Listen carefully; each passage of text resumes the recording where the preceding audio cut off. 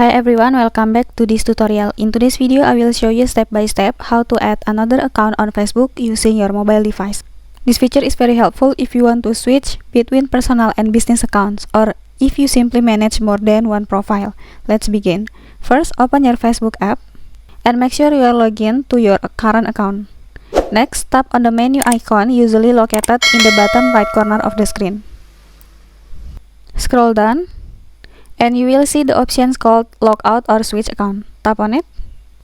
Yes, continue. Now, tap Use Another Profile. And you will be directed to the login page. Here you can either enter the email address or phone number. Then enter your password. Then tap Login. Once you login, Facebook will automatically save the second account.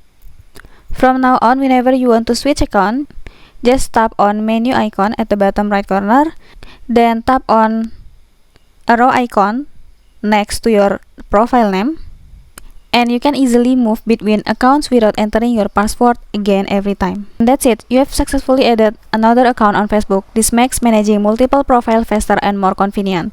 Thanks for watching and see you in the next video.